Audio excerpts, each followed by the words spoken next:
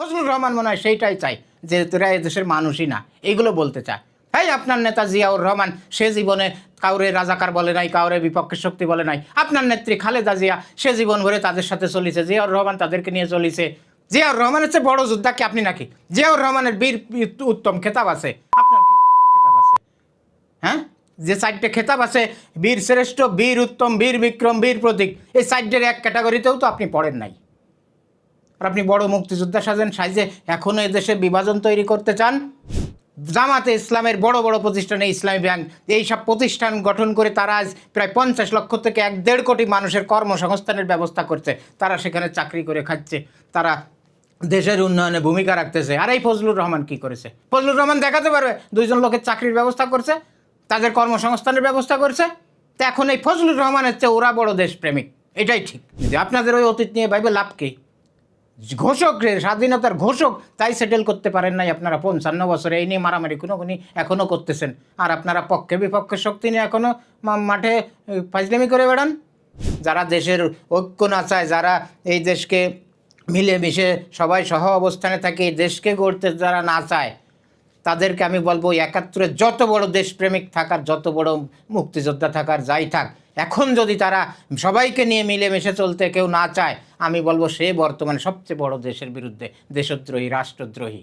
বর্তমানে বাংলাদেশে একটা আলোচনা, বেশ জমজমাট আলোচনা, সেটা হলো কিশোরগঞ্জের এমপি অ্যাডভোকেট ফজলুর রহমান সাহেবকে নিয়ে। উনি সবসময় আসলে বিভিন্ন কথা বা বিভিন্ন বিষয় আলোচনা সমালোচনা নিয়ে উনি সবসময় আসলে বর্তমানে মিডিয়ার একেবারে দোরগোড়ায় থাকেন বলা যায়, বা তার আলোচনা সবসময় বিভিন্ন মিডিয়ায় চলে। তা ওনার সম্পর্কে আমার একটা ধারণা, উনি 71 সালে মুক্তিযোদ্ধা ছিলেন। উনি একজন আইনজীবী, সুপ্রিম কোর্টে একজন সিনিয়র আইনজীবী, ধন্যবাদ। মুক্তিযোদ্ধা ছিলেন, যুদ্ধের সময় যুদ্ধ করছেন। উনি নিজে যেটা বলে সবই ঠিক আছে, মেনে নিলাম। তা উনি আসলে বর্তমানে না, আরও আগের থেকেই দেখেছি এই রাজাকার বলে ওই সময় যাদেরকে বিপক্ষের শক্তি বলা হতো বিভিন্ন কথা, এই নিয়ে আসলে একেবারে ন্যাস্টিভাবে বিভিন্ন কথাও বলে। মুরব্বী মানুষ, ওনার ওয়াইফও হাইকোর্টের একজন আইনজীবী।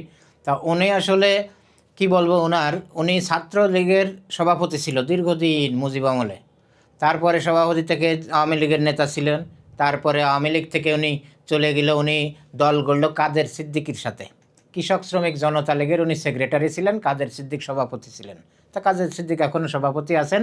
উনি দল ছেড়ে চলে গেল পিডিএফ, ফেরদৌস আহমেদ কুরেশির দলের সাথে চলে গেল। যাইয়ে ফেরদৌস আহমেদ কুরেশি ছিল সভাপতি পিডিএফের, আর উনি ছিল সেক্রেটারি। ওখানে উনি সেক্রেটারি ছিলেন। তারপরে সেই পিডিএফ ব্যাংকে আর এক দলে গেল, আর এক দল ছাড়িয়ে এসে আবার উনি বিএনপিতে যোগ দিয়েছে। এই প্রায় 4-5-6টা দল চেঞ্জ করেছে উনি, করে এখন যেভাবে হোক ওনার জীবনের প্রথমবারের মতো এবার এমপি হয়েছে। এখন উনি আসলে এমনভাবে বলে, ঠিক আছে উনি 71-এর দেশের পক্ষে ছিল, স্বাধীনতার পক্ষে ছিল, যুদ্ধ করেছে, ধন্যবাদ ওনাকে। কিন্তু আসলে এখন যেভাবে কথা বলে ওনাকে তো এখন আমি আর দেশের বন্ধু বা দেশের পক্ষের মানুষ বলতে পারবো না। কারণ হলো এখনও যারা সেই 55 বছর আগের বিভাজন এই দেশে এখনও টিকিয়ে রাখতে চায়, যারা এখনও এদেশে সেই অতীত বিভাজন তৈরি করে পক্ষ বিপক্ষ শক্তি, রাজাকার, মুক্তিযোদ্ধা বলে এই দেশের উন্নয়নকে বাধাগ্রস্ত করতে চায়, এই এখনও বিভাজন তৈরি করে দেশটাকে আবার সেই বিভাজনের ভিতরে রাখতে চায়, দেশের ঐক্যবদ্ধতা না চায়, যারা দেশের ঐক্য না চায়, যারা এই দেশকে মিলেমিশে সবাই সহ অবস্থানে থাকে, এই দেশকে গড়তে যারা না চায়, তাদেরকে আমি বলবো 71-এ যত বড় দেশপ্রেমিক থাকার, যত বড় মুক্তিযোদ্ধা থাকার, যাই থাক, এখন যদি তারা সবাইকে নিয়ে মিলেমিশে চলতে কেউ না চায়, আমি বলবো সে বর্তমানে সবচেয়ে বড় দেশের বিরুদ্ধে দেশদ্রোহী, রাষ্ট্রদ্রোহী। কারণ ওই যুগ আর নাই, সেই 71 সাল 55 বছর আগে আর নাই। এখন আমরা যেভাবে পাকিস্তানের একটা প্রদেশ স্বাধীন সার্বভৌম একটা দেশে রূপান্তরিত হয়েছে, সেই স্বাধীন সার্বভৌম বাংলাদেশে এখন আর কোনো পক্ষ বিপক্ষ নাই। এখন আমরা সবাই একটা পক্ষ, সেটা হলো বাংলাদেশের পক্ষে এখন আমরা সবাই। তা সবাই সেইভাবে চলতে চায়। বিভিন্ন ক্ষেত্রে দেখি কিছু লোক আছে, ওনার মতো 2-4জন লোক দেখি, এরা এই বিভাজনটা এখনও ধরে রাখতে চায়। আর এই বিভাজন ধরে রাখা মানে এ দেশটাকে পিছনে ফেলে দেওয়া, এ দেশটাকে উন্নতির দিকে নিতে না চাওয়া। তা যারা এই দেশটাকে এখনও পিছনে ফেলে রাখতে চায়, যারা এই দেশটাকে এখনও ওই যেই দেশের জাতিকে বিভিন্ন ভাগে বিভক্ত করে রাখতে চায়, বিভাজনের ভিতর রাখতে চায়, আমি এদেরকে এখন দেশপ্রেমিক বলতে পারি না। উনি ওই সময় দেশপ্রেমিক থাকতে পারে, উনি ওই সময় মুক্তিযোদ্ধা থাকতে পারে, কিন্তু এখন যদি সবাইকে নিয়ে মিলেমিশে চলতে না চায়, এই পক্ষ বিপক্ষের শক্তি রাজাকার অমুক তমুক বলে বিভাজনটাই তৈরি করে রাখতে চায়, তাকে আমি কোনোভাবেই বর্তমান দেশপ্রেমিকার বলতে পারবো না। অতএব উনি এখন দেশের সবচেয়ে বড় শত্রু। উনার নেতৃত্বেই আরও কিছু লোক আছে, ধরে নেব তাদের লিডার হলো উনি। এরা দেশের একতা চায় না, এরা দেশের প্রত্যেক লোককে নিয়ে সব পক্ষ সব মতের লোক নিয়ে মিলেমিশে চলার পক্ষে তারা না, তাদের কথাবার্তা যতটুকু বোঝা যায়। আর যারাই এখন সেই অতীতকে স্মরণ রেখে এখনও বিভাজন তৈরি করে রাখতে চায়, এরা কিসের দেশপ্রেমিক? এখন কি সেই আর 55 বছর আগে আছে? এখন সাল হলো 2026, আর ওইটা ছিল 1971। এখন 26 সাল না, এখন 2126 সালে চিন্তা করতে হবে, বর্তমান ভবিষ্যৎ নিয়ে চিন্তা করতে হবে। ওই অতীত নিয়ে চিন্তা করে আর লাভ নাই। বহুত দেশটার ক্ষতি করেছেন দেশের রাজনীতিবিদরা, যার আপনাদের ওই অতীত নিয়ে ভাইবে লাভ কি?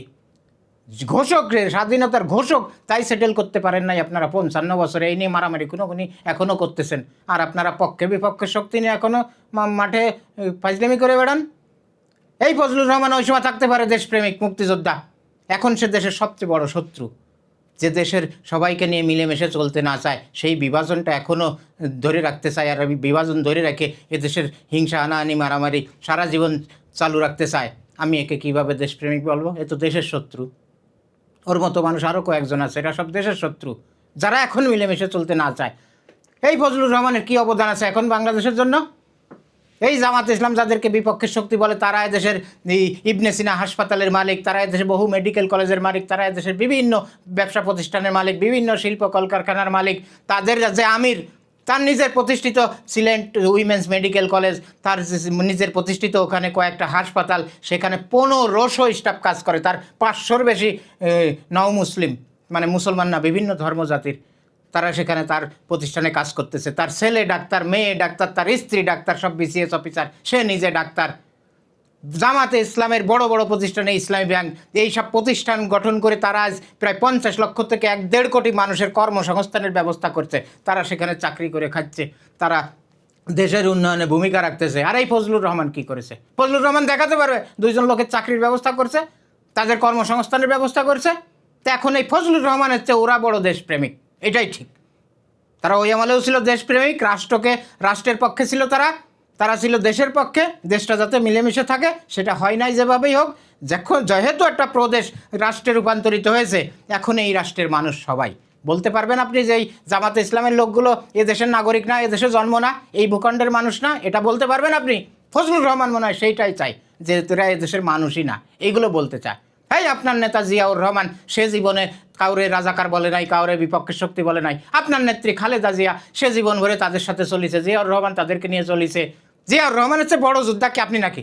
জিয়াউর রহমানের বীর উত্তম খেতাব আছে, আপনার কি খেতাব আছে? হ্যাঁ, যে 4টে খেতাব আছে, বীর শ্রেষ্ঠ, বীর উত্তম, বীর বিক্রম, বীর প্রতীক, এই 4টের এক ক্যাটাগরিতেও তো আপনি পড়েন নাই। আর আপনি বড় মুক্তিযোদ্ধা সাজে এখনও এদেশে বিভাজন তৈরি করতে চান। যাকে যা খুশি তাই বলেন, রাজাকার। রাজাকার কি? রাজাকার বলে কোনো শব্দ এদেশে নাই, এটা ভারতের দালালদের বানানো একটা শব্দ। এই বলে এদেশে বিভাজন তৈরি করে। এখন যারা এদেশের সব জনগোষ্ঠী, সব মতপথের মানুষকে নিয়ে একসাথে চলতে চায়, দেশটাকে গড়ে তুলতে চায়, এদেশের 20 কোটি মানুষের মুখে হাসি ফোটাতে চায়, তারাই হলো সঠিক দেশপ্রেমিক। আর যারা ওই 71 নিয়ে, 55 বছর আগের ইতিহাস নিয়ে যারা বিভাজন তৈরি করতে চায়, যারা দেশের এই অশান্তি বজায় রাখতে চায়, এরা হলো দেশের সবচেয়ে বড় শত্রু। তো ওই হিসাব করে দেখেন ওই হিসাব করলে ওই ফজলুর রহমান দেশের এখন বর্তমান সময়ের বড় শত্রু। ওই সময় সে থাকতে পারে মুক্তিযোদ্ধা বা দেশের পক্ষে অমুক্তমক চাই তাই থাকুক, এখন তারে আমি আর ওটা বলতে পারি না। সে এখনও যেভাবে কথা বলে, এদেশে হিংসা হানানি মারামারি বিভাজন বাড়াই দিতে চায় এই ফজলুর রহমান, এখন সে দেশের শত্রু, এখন দেশের বন্ধু না। ফাজলামি শুরু করেছেন। তারা 1.5 কোটি 2 কোটি মানুষের কর্মসংস্থানের ব্যবস্থা করতেছে, সব করতেছে, তারা দেশের উন্নয়নে ভূমিকা রাখতেছে। আর আপনি কি করছেন? দেখাতে পারবেন যে আপনি একটা লোকের চাকরি দিয়েছেন, একটা লোকের উপকার করছেন, একটা লোকের উপকার করতে পারেন? আপনি পারেন বড় বড় কথা কয়ে দেশের বিভাজন তৈরি করতে। আমরা ওই বিভাজন চাই না, সবাইকে নিয়ে মিলেমিশে চলতে চাই। এখন আর পক্ষ বিপক্ষ বলে কেউ নাই, এখন সব আমরা এক পক্ষ। এখন আমরা চেষ্টা করতে চাই আমাদের ভবিষ্যৎ বংশধরকে সুন্দরভাবে চালাইতে চাই, তাদেরকে নিয়ে উন্নতির পথে চলে যেতে চাই। আপনারা আর কয়দিন বাঁচবেন? আপনার বয়স 77, আপনি আর কয়দিন বাঁচবেন? কিন্তু যারা এখন বয়স, যার 1.5 মাস 2 মাস, কালকে জন্ম হবে, 6 মাস পরে জন্ম হবে, এখন যাদের বয়স, এখন যারা ভার্সিটিতে স্কুল কলেজে পড়ে, এদের অনেক বড় ভবিষ্যৎ পড়ে রয়েছে। আর আপনি সেই জায়গা বিভাজন তৈরি করে আরও 500 বছর এই বিভাজন নিয়ে চলতে চান, তাই না? আমরা এই বিভাজনটা চাই না, আমরা একতাবদ্ধ চাই, সবাই সহ অবস্থান নিয়ে চলবে, সবাই দেশের উন্নয়নে ভূমিকা রাখবে, সবাই মিলেমিশে চলে এই দেশটাকে ইউরোপ আমেরিকা বানিয়ে ছাড়বে, আমরা সেইটা চাই। আমরা এই বিভাজন নিয়ে আর মারামারি খুনোখুনি করতে চাই না। আপনি ভালো হয়ে যান, ভালো হয়ে এখন ওই সবাইকে নিয়ে পথ চলার ব্যবস্থা করেন, সবাইকে নিয়ে সুন্দরভাবে এই দেশটা গড়ার পথে এগোন। আপনি আর ওইসব ফাও কথা বলবেন না।